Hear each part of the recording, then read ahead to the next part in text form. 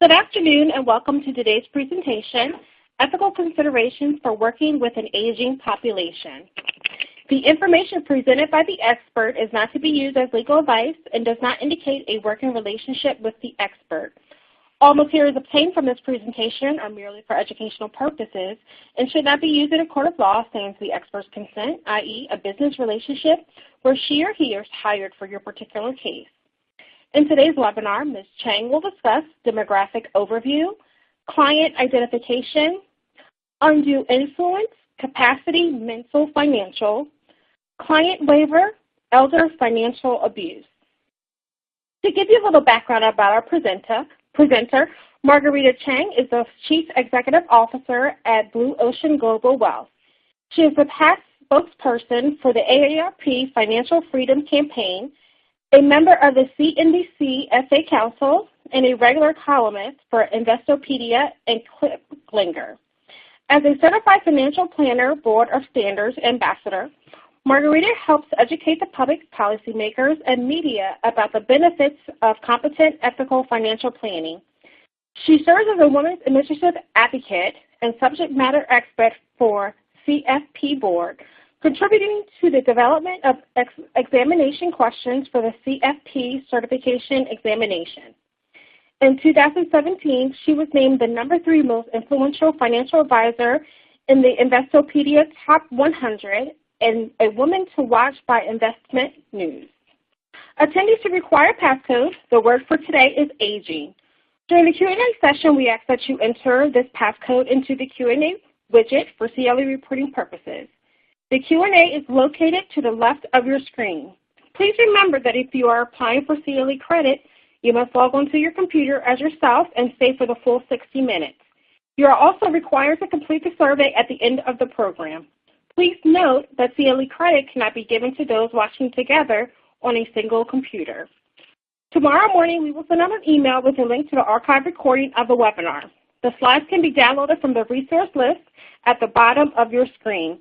Thank you all for attending today, and Rita, the presentation is now turned over to you. Thank you so much, everyone, for tuning in. I really appreciate you taking your time out of your busy schedules to learn about ethical considerations for working with an aging population. Thank you so much for the warm introduction.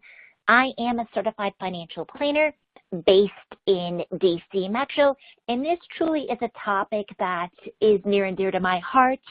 Yesterday was actually my dad's birthday. My dad has passed away, but I decided to create this presentation because as a certified financial planner, ethics credit is also mandatory in our community as well. And all too often, a lot of the ethics training didn't really focus on some of the core issues. We all want to do what's in the best interest of our clients, but what if that's not what they want to do? So let's get started. These are our disclosures for educational informational purposes. Does not constitute professional advice. Same thing. Last but not least, not investment, financial, or tax advice. My bio, overview. So a little bit DC humor. The one thing that we can agree on is that we are getting older. So what that means, it doesn't matter if you are a policymaker, a regulator, a director of an agency, we are an aging population. The numbers tell this story. In 1900, Americans between the ages of 65 and 90 were only 6% of our population. But by 2050, this group is projected to reach nearly 24% of the population. So elder financial abuse is something that is going to increase, and the internet and technology does not make it easier for us. It does make it easier for thieves and these people who engage in these activities. So we have 10,000 residents retiring daily over the next 17 years, and that does have consequences for all of us. So this is what I said. It is one thing for someone during the accumulation phase of their life to experience unsuitable investment advice or experience financial mismanagement, but our seniors or older Americans are more vulnerable because at a time when they need these funds to be able to meet their standard of living, they may find them with illiquid investments. Again, $132 million over the next 20 years. We can't ignore the headlines. An independent insurance agent was ordered to spend 90 days in jail on a felony theft conviction for selling a complex annuity to an 83-year-old woman with signs of dementia. So many of our older Americans or seniors, whichever terminology you prefer to use, do want guarantees, but those guarantees come at a price, meaning illiquid assets with long surrender schedules. Another headline, will advisors need to assess clients for dementia? Dementia is not only robbing the elderly of their mental capacity, it's putting financial advisors and legal advisors in a difficult situation. So we want to have a dementia protocol. If you don't want to say the word dementia, we need to determine how we are going to handle working with clients who are experiencing cognitive impairment or cognitive decline.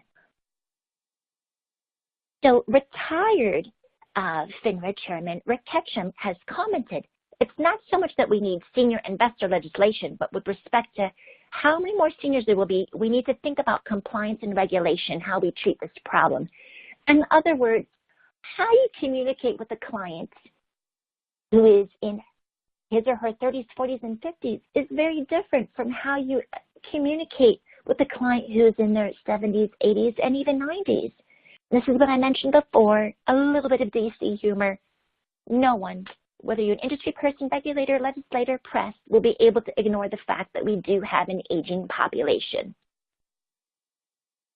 Again, I just want to mention I am coming at this from the perspective of a certified financial planner. I'm not an attorney. So when I'm giving financial information, I'm also including information from FINRA as well as SEC. So as attorneys, you do have an ethical obligation to identify and communicate who the client actually is. The client is the only individual to whom the attorney has professional duties. And these duties are competence, diligence, loyalty, and confidentiality. In fact, those are the same duties we have as financial planners. Independence is another one. This is challenging because in elder law, it's not just the client who is affected. There are other family members that may be involved in these legal issues, and they may have a conflict of interest or a vested outcome.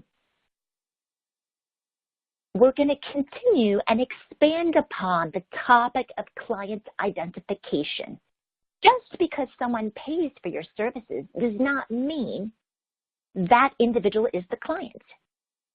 And the client can determine who is able to attend meetings and who can receive information. And attorneys cannot legally communicate with the family unless the client has provided permission for you to do so. So normally I'm not one to read things out loud to people, but I think it's important to read this. Client Identification, Preamble 4 of the ABA Model Rules of Professional Conduct. In all professional functions, a lawyer should be competent, prompt, and diligent. A lawyer should maintain communication with client concerning representation.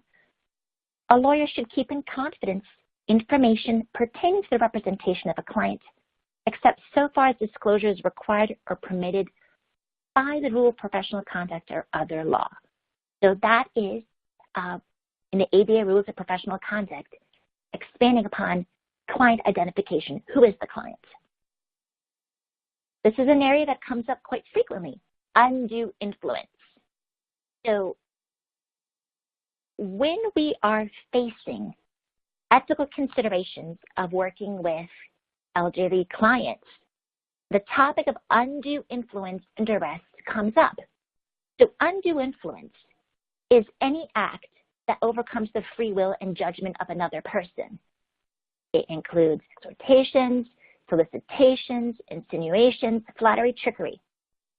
These may be considered undue influence. Now, it's important to make this distinction. How does undue influence differ from duress? So duress includes the intentional use of force, threat, or coercion. Blackmail, extortion, threats do constitute duress. So it's not enough to say, oh gosh, I suspect something is happening. There must be certain elements before one can establish undue influence. The first is you must demonstrate that the victim was susceptible to overreaching. Those could be conditions of mental, psychological, or physical disability. There has to be that opportunity to have exercised undue influence, and there must be evidence that the defendant was inclined to exercise undue influence. And there has to be a record. So it's not enough to suspect or surmise or think, I think something is happening. It's almost like you have to catch them in the act.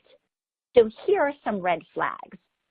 And as financial advisors, it wasn't until recently we weren't really permitted to speak about this because we would be violating confidentiality.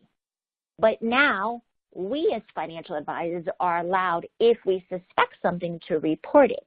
But from a legal standpoint, unless there's evidence, we can't say that undue influence has occurred. So here's some red flags. Individuals who make sudden changes in their legal documents upon receiving a diagnosis of a serious illness, or people who make changes after being declared incompetent. So these are red flags. So we are going to take a break for some Q&A.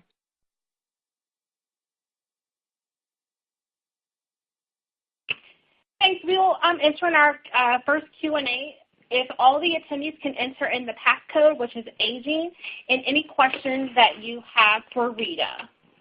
Our first question, when family members approach a lawyer about drafting documents that will place all of an elderly person's assets in a trust that benefits the family members, is that a red flag for a lawyer? And what should the lawyer do to ensure that he is serving the client's interests? Sure, that in itself may not necessarily be a red flag. So in CFP coursework, we have different sections that we must complete. So there's fundamentals, there's retirement, there's tax, insurance, and estate. And my estate planning instructor said, if you don't trust them, you do a trust, right? But in all seriousness, the trust can be something to protect the retiree or older American or senior, any of those terms.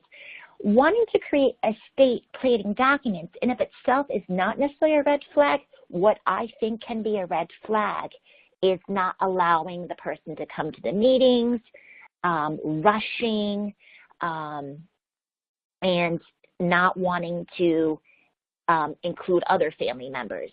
What would not constitute a red flag is ongoing engagements and making sure that the discussion took place. Next question.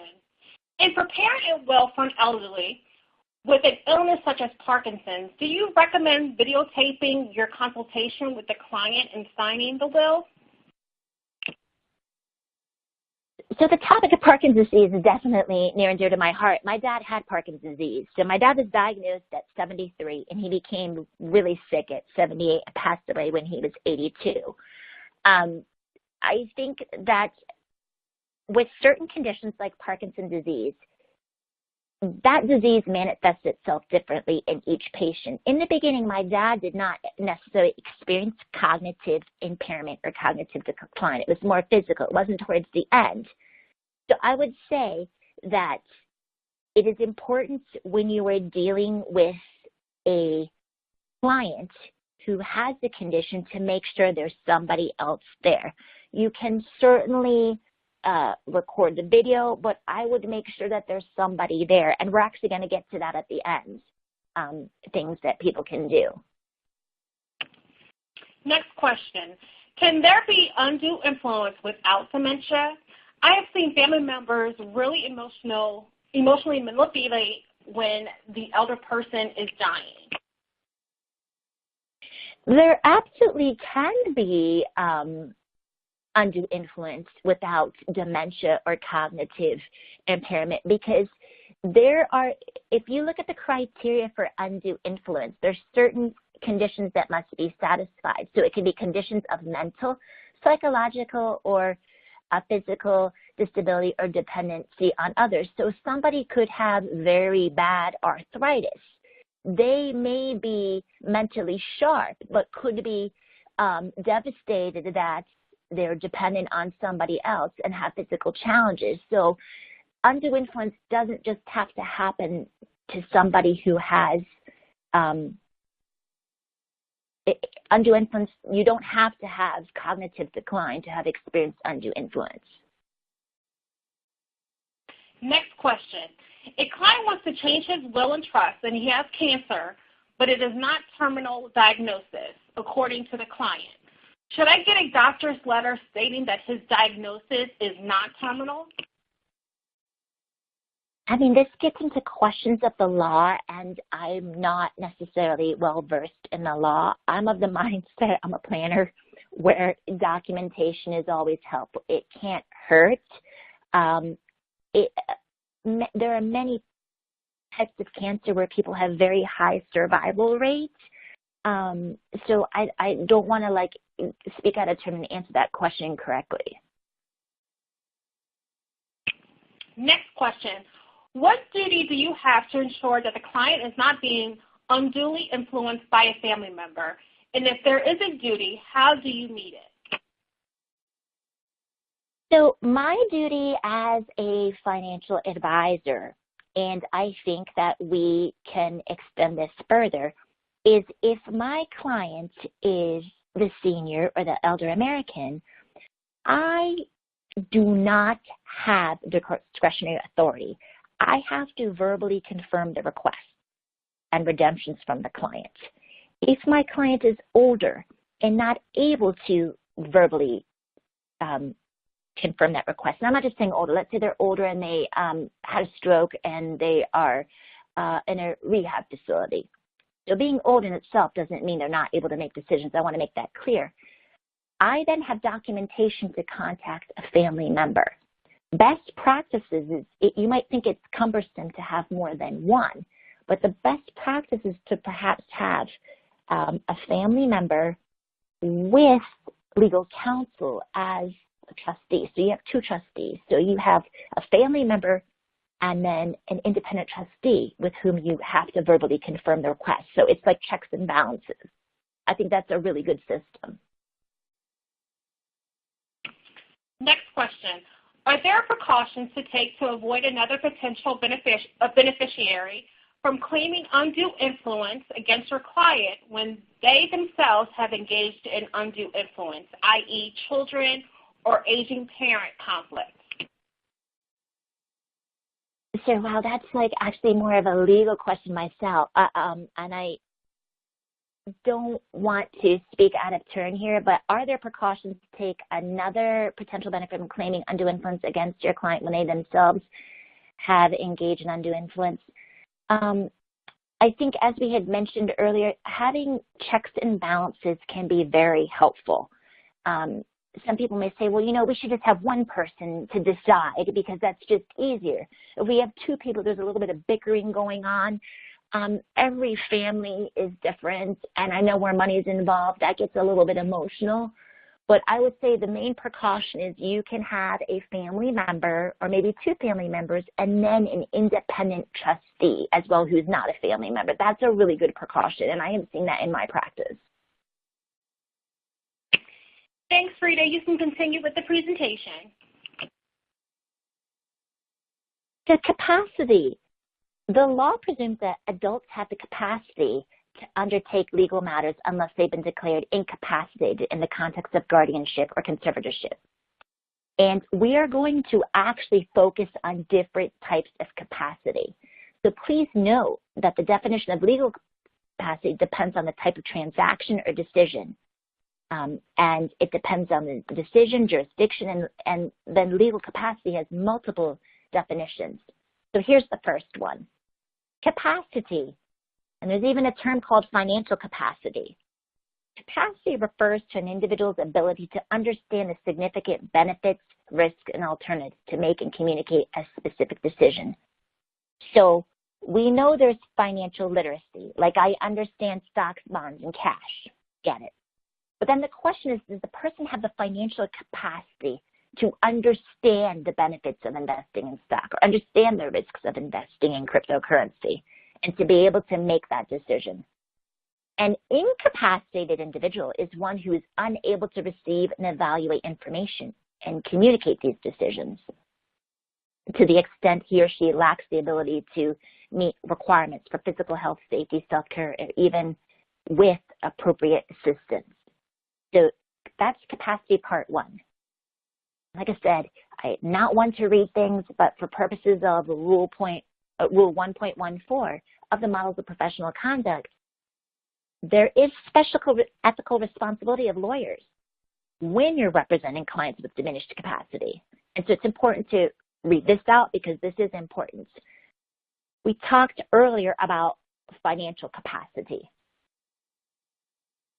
These are factors to consider. Can the client articulate the reason that led them to this decision? Do they have a variability in their state of mind?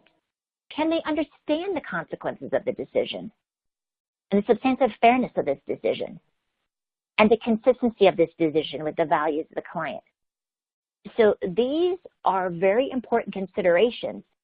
Somebody may physically look to you as capable, but they may not have the capacity to make financial decisions that are in their best interest. So this is where we're mentioning that there are different types of legal capacity: testamentary capacity, donative capacity, contractual capacity, capacity to convey real property, capacity to execute a durable power of attorney, decisional capacity in health care. And there's other capacities, capacity to vote, marry, drive. So if we talk about my dad as an example, he might, as his condition progressed, he may not have had financial capacity, but early on he was fine. He had capacity, financial capacity, but he didn't have the capacity to drive. So it is not necessarily my job as a financial planner to assess capacity. It may be appropriate for attorneys to assess legal capacity. Here's where we're talking about financial capacity.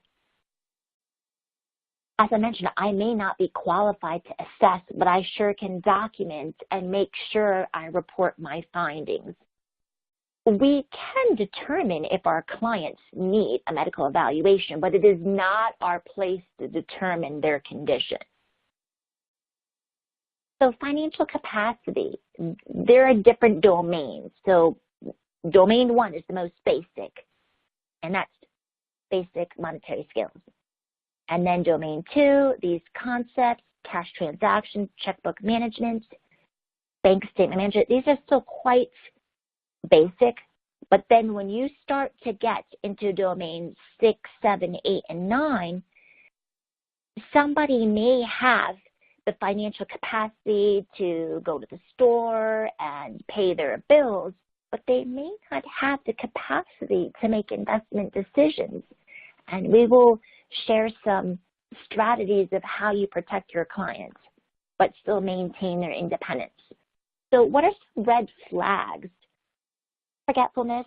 Just so you know, as part of the aging process, we do slow down and we do forget things. Being disorganized, math mistakes, being disoriented and confused, impaired judgments. But if you were to ask me the one that stands out the most, it would be disorientation and confusion and impaired judgments. So if someone loses something, that in of itself is not a red flag, but it's the pattern, the history, and something that may seem different from the norm. Client waiver.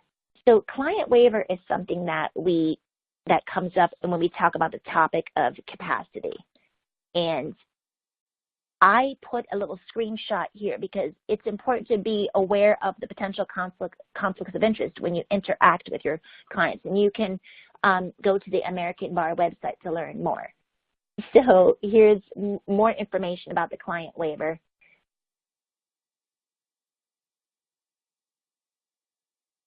So these are some compliance trends with mental capacity. So many firms, that would mean brokerage firms, investment advisory firms, small firms, large firms, have become increasingly proactive in dealing with senior investors because, in fact, many of them do have a special team set aside for helping people with diminished capacity or elder financial abuse.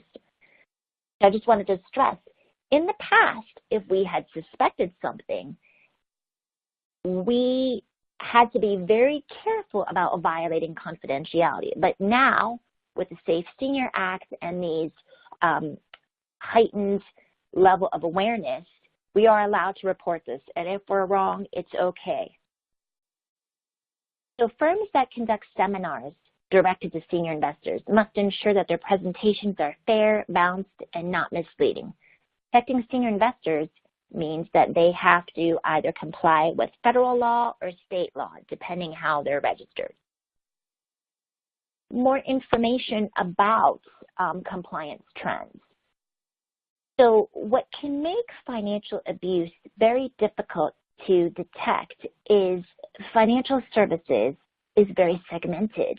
There may be someone who is licensed to sell an annuity, and that individual is regulated by insurance.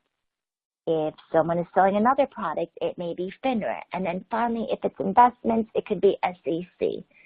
But these trends are happening all across the board. So here are some considerations that we all need to be thinking of. We, meaning people who are providing legal advice as well as people who are providing financial advice. Is our client still employed? How much longer is he planning or she planning to work? What are their expenses? The sources of income? What do they need? Part 2 actually gets into other things, such as health care. What are their financial and investment goals, and liquidity and income generating assets? So this is really important. The investments and portfolio that the client had in place for the accumulation phase of retirement may differ and should differ from the utilization phase of retirement. So here are some elder care best practices. Part 1, you can designate a specific individual or department to field questions about the senior issues. You can definitely provide guidance to your clients. So let's just say you have clients that are in their 30s to 60s and they have aging parents. You can provide guidance to them to help them be proactive how to handle these things.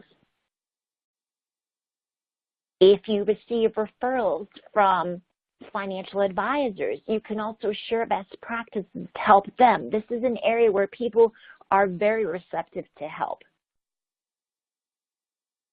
Elder care best practices part 2.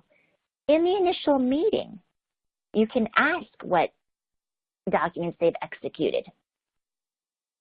It's not necessarily meant to be an interrogation, but a conversation. And you can also ask if they'd like to designate a secondary person. I had this conversation. I said, Mr. and Mrs. Client, you are the decision maker, but if in the event I don't hear from you for 2 weeks, who can I contact just to make sure you're okay? Again, they do not have the ability to make decisions on your account. It's just secondary contact. You can ask your client if he or she would like to bring a family member or friend to the meeting. And then everything is important, but this particularly, our advice that we give our clients is only good as the information we know. So this is what I say. I'm asking you questions not because I'm nosy, but the more I know about your situation, the more I can help you. And I would never want to offend you or put you on the spot. That seems to resonate well. Here are some elder abuse resources.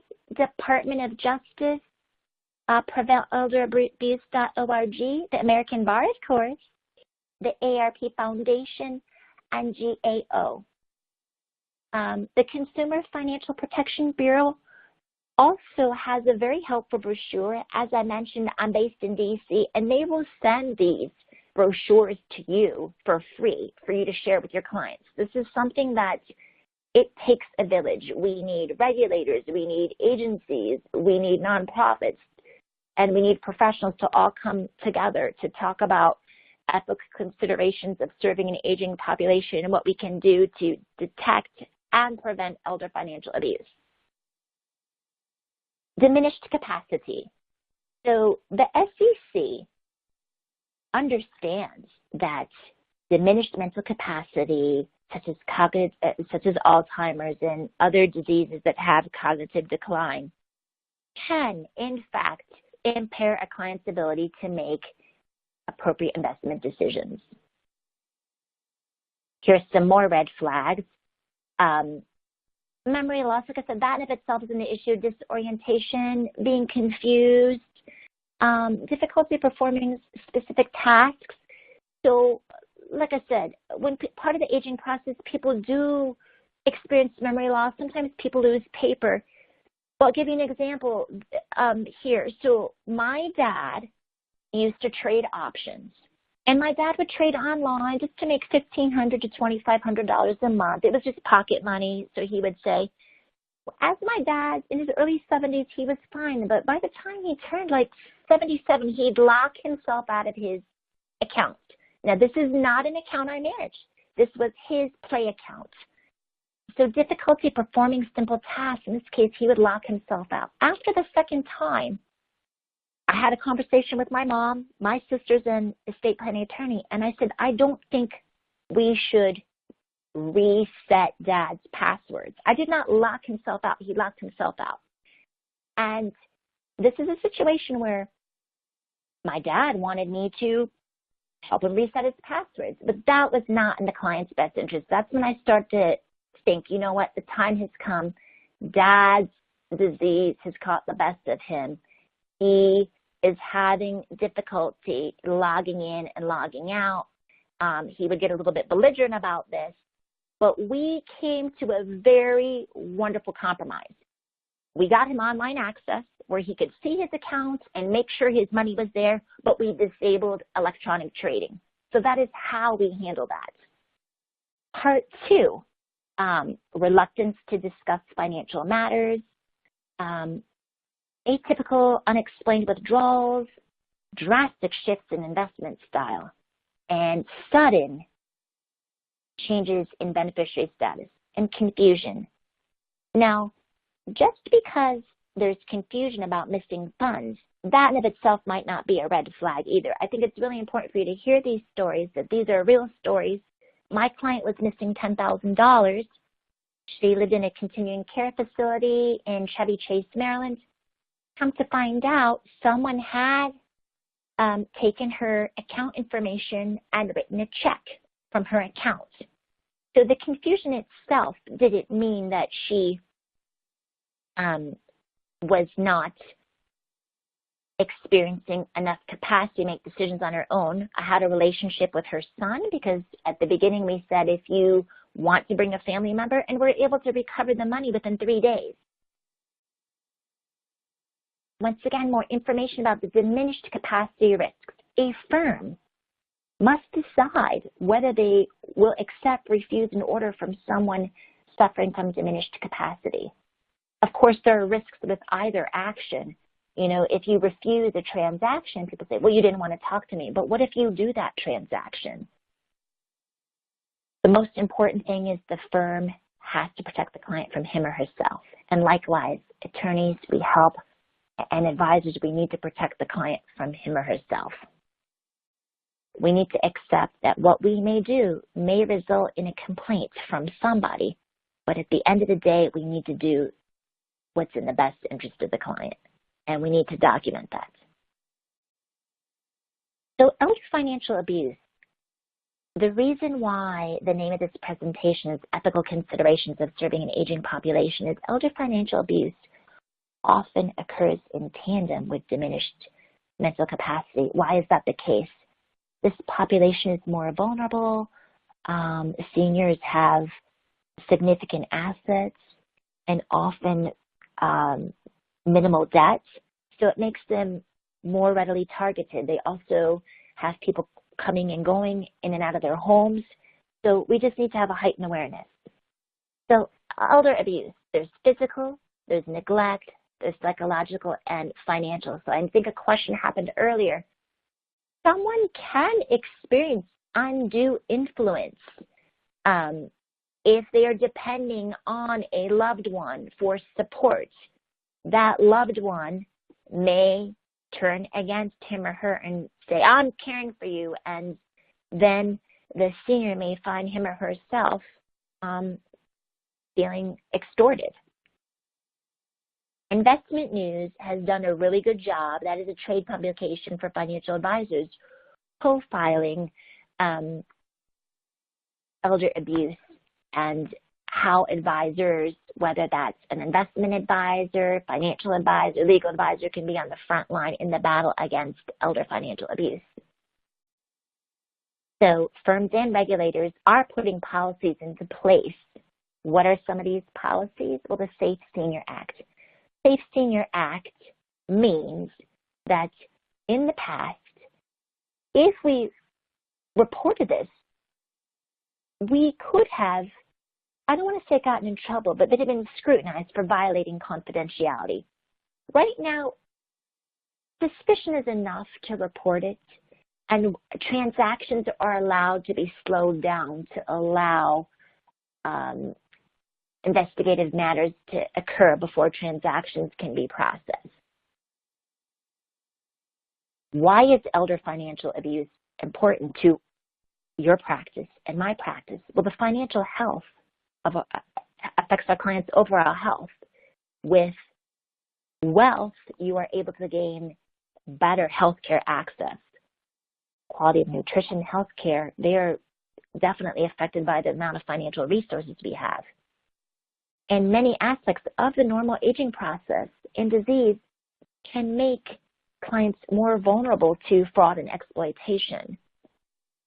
Changes in their ability can make it difficult for them to handle things on their own. Some people may not be able to drive. There's isolation. And the reason why the population of more adults being vulnerable is because we are an aging population. It is a silent epidemic. And this is what I was referencing earlier. So 2 things that we can do is we are allowed to have a contact authorization form. If you cannot reach your clients, you can ask your client, if I cannot contact you, is there another person that I'm allowed to contact? Again, this person does not have trading capabilities. This person will not have access to your funds. It's just for me to say, hey, I corresponded with so-and-so and I haven't heard from him or her. Is everything okay? The other thing that you can do is you can request. This is how you have checks and balances. I do this with my independent trustee. So the client is my client. The client is co-trustee with his estate planning attorney, and the estate planning attorney receives duplicate copies of the statements, right? Not necessarily power of attorney, but that way at least 3 other people can see what's going on with the account. They can't accept money. They can't request trades. It's just for them to see. NAELA, the National Academy of Elder Law Attorneys, they definitely are a great resource because they're attorneys who are experienced and trained in these matters. The conclusion is we all, whether we are a legal advisor, accountant, financial advisor, have an ethical obligation to keep our clients safe. We must consider whether the client we started working with is still the same client, given aging and capacity issues. We want to do what's in the best interest of our clients, but sometimes that may conflict with their wishes. And last but not least, empathy and understanding can certainly go a long way. I do say this to my kids. I'm like, everyone's getting older except me. But in all seriousness, someday we'll all be old. So just remember, empathy and understanding and being respectful of elders' concerns and fears can have a positive influence in helping them have a better outcome. So if you have questions, we do have time for questions, but if there is a question that you have and you want to email me, you can contact me directly. We have time for Q&A. Thank you. If all the attendees can enter in the passcode, which is aging, and any questions that you have for Rita. Our first question, can you discuss mandatory reporting for abuse? Sure, absolutely. So social workers must actually, if they see abuse, they cannot turn a blind eye. They must report it. Their licenses can be revoked, suspended, or revoked. And in fact, this topic is elder financial abuse, but we're also seeing this suspension issue come up in schools with our kids, that if you see abuse, you cannot turn a blind eye to it. You have to report it. And so that is very much related to the Safe Saver Act, because if social workers and people who work in assisted living facilities, nursing homes, rehabilitation facilities, caregivers are forced to report what they see, then why should financial advisors be penalized or be scrutinized for reporting something if they're wrong? So that is what mandatory reporting refers to. Next question, who are trusted persons in a vulnerable older American or senior's life? Sure, so trusted Americans in an older person's life, there's many of them. So it's families, friends, neighbors, caregivers, attorneys, financial advisors, pastors, priests, hairdressers. These are people in an older American or senior's life that they interact with regularly. So these are people that an older American or senior has had a relationship with.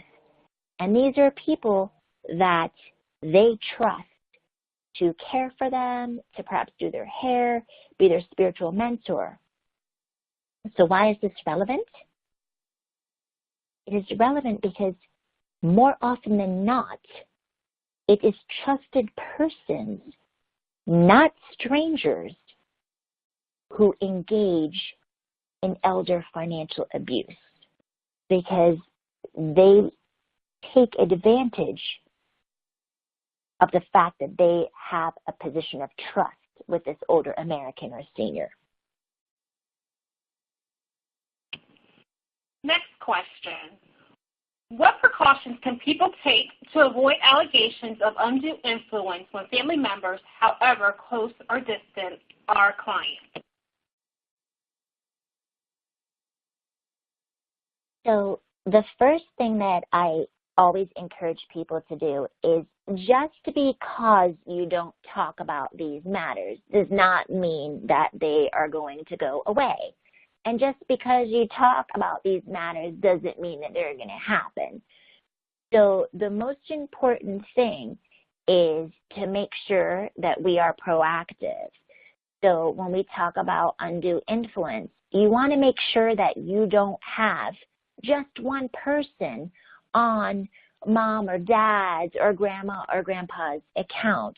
It's important to, like you said, precautions. It's important to be proactive and talk about these things, because this is what I tell people, whether you're a man, woman, young, old, of low to moderate means or high net worth, we all want a sense of choice. We don't want people deciding things for us. So talking about this earlier is good. Second, we want a sense of control. So choice and control always go hand in hand. And so making sure that we don't just have one person running the show, that there are siblings and other family members involved is helpful. Making sure that the legal documents are accessible and updated is also helpful. Next question. With respect to setting up a trust with an independent trustee, what is the normal fee structure for the trustee? I'm wondering to gauge a minimum asset amount for which this is worthwhile. Sure. So every situation is a little bit different. So I can say this. So if you're in a situation where the trust has a lot of assets, you can choose a flat fee, right? So let's just say the trust has $5 million. You can choose a flat fee. The other thing that you can do, of course, you have to disclose this, and if you're working with a financial advisor, you need to make sure that you disclose how you're going to do that and how you're going to handle it. The other thing that you can do is you may decide that if you are spending a certain amount of time, it depends on the structure of your firm, and you're also doing the fiduciary, the trust tax return, then maybe you charge for the tax return because there are family offices where there's tax, where there's estate and asset management. So you can charge a flat fee based on assets, or you can charge an hourly fee if your team is also doing the reporting for taxes for a fiduciary return. So you can ultimately determine what works best for you. And I know that there are a lot of financial advisors. So for example, I know a financial advisor in New Hampshire. Many of her clients are aging. Many of them don't really have family nearby. She said the biggest challenge is making sure she has enough independent trustees for her aging clients to make sure that there's extra checks and balances, to make sure everything is being monitored. So you can choose, if there's not enough assets there, you can choose a flat fee. Next question. Doesn't it destroy attorney-client privilege if lawyers suggest allow the other non-spouse family members attend the meeting with the lawyer and client? I mean, you don't have to force it upon the client, but you can ask. I appreciate where you're coming from. You ask the client, would you want anyone to be at the meeting? And they may say no. But other times they may say yes. I mean, even as a financial advisor, it's the same thing. Like sometimes the client will say, no, I don't want anyone. This is all my business.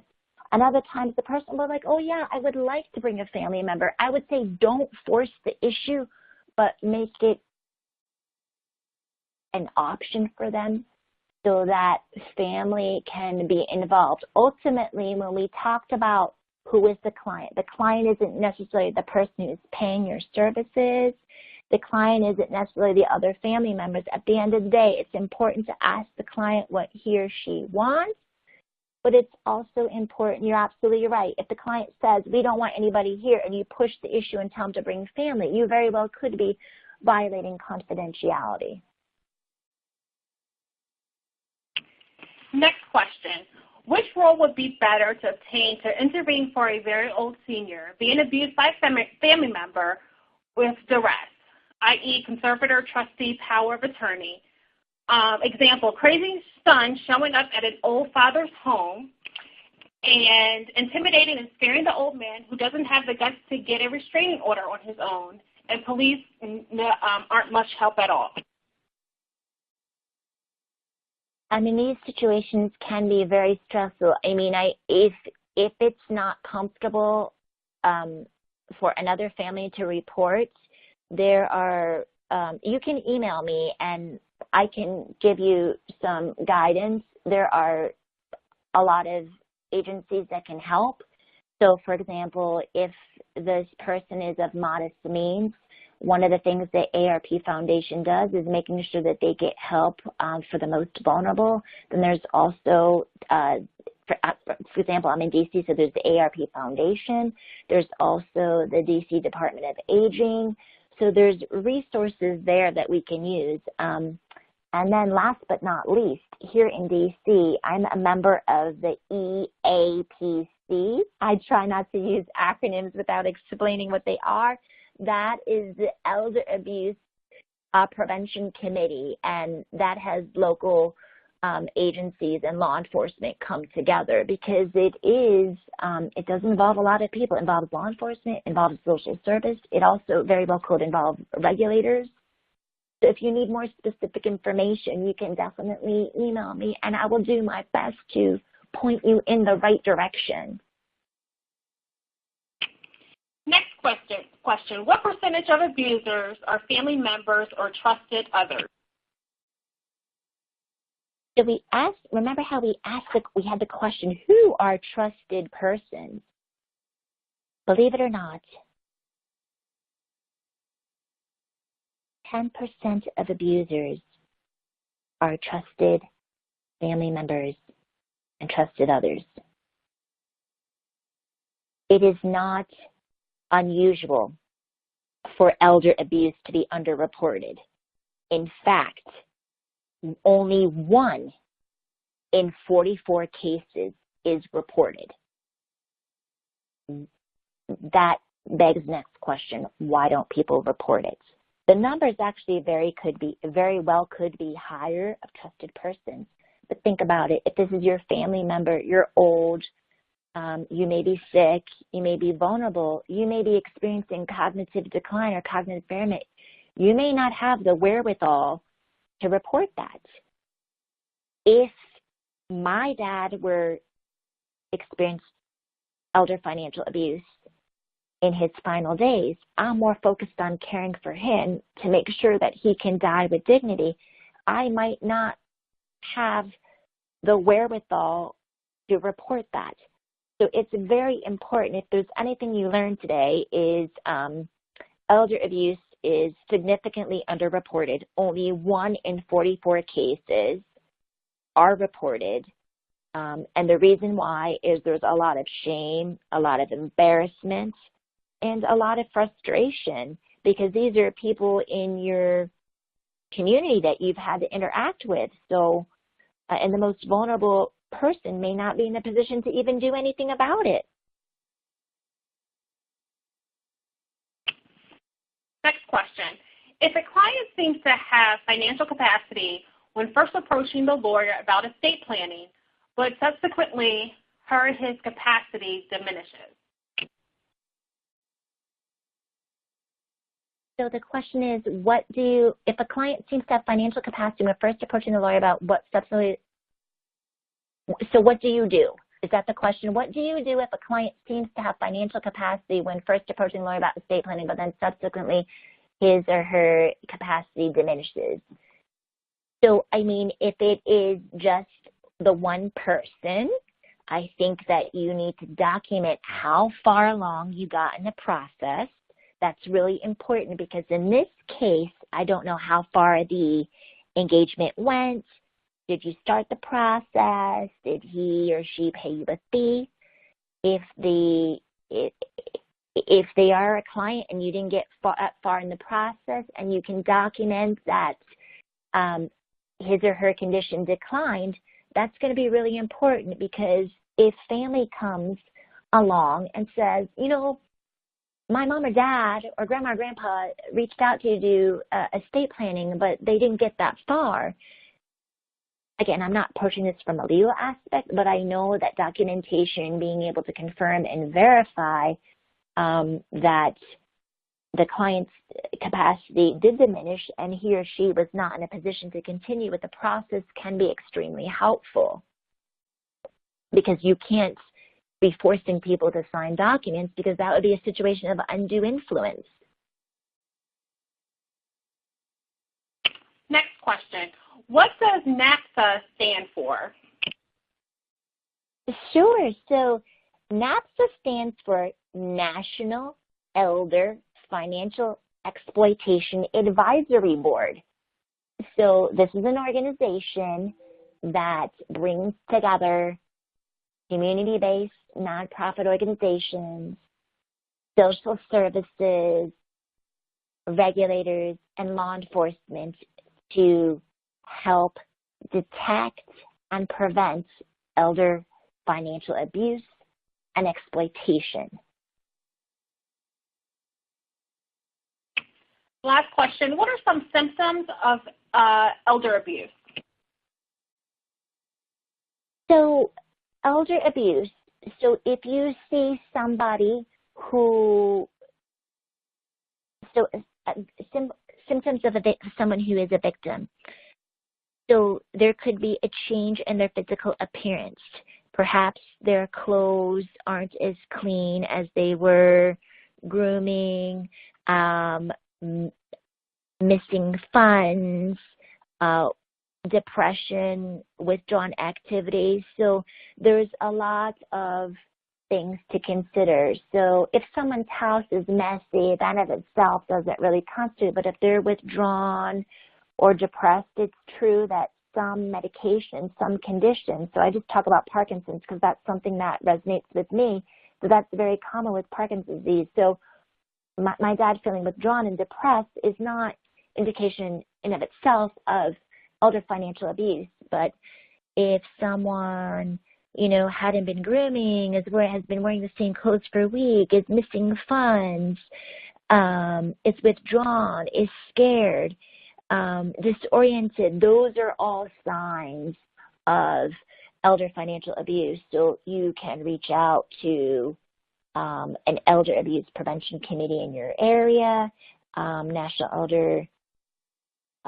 Financial Exploitation Board, any Department of Aging, and so forth. We actually have two more questions that came in. The first one, when agent has power of attorney for aging person, then person becomes incapacitated. Is power of attorney still valid?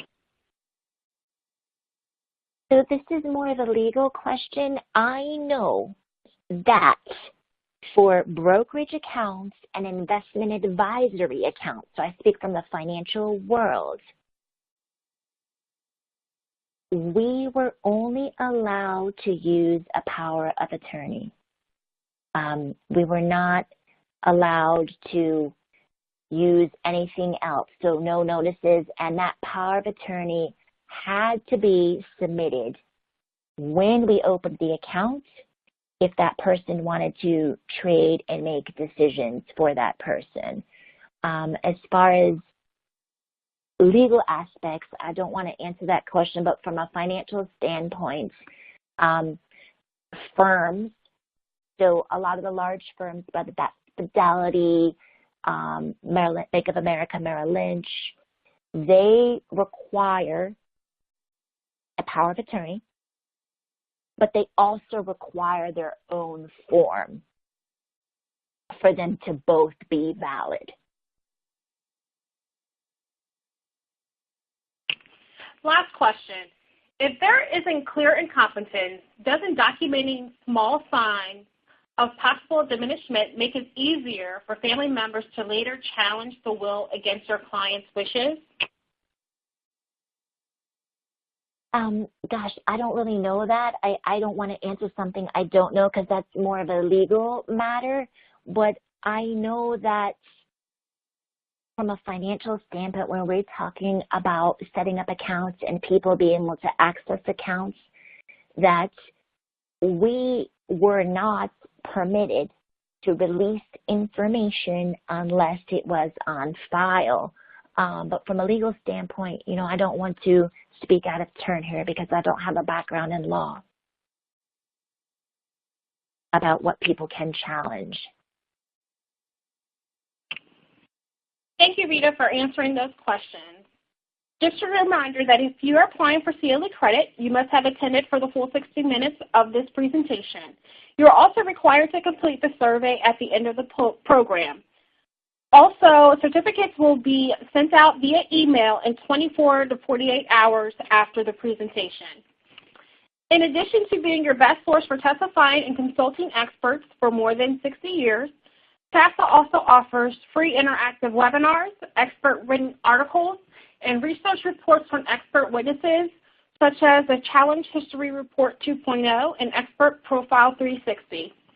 I want to take this opportunity to thank everyone for attending, and most especially Rita Cheng for her time and effort in creating this presentation. If you would like to speak with Rita, or if you would like to speak with a TASA representative regarding an expert witness for a case that you are working on, please contact TASA at 1-800-523-2319. One of my colleagues will be following up with you regarding your feedback on today's presentation. This concludes our program for today.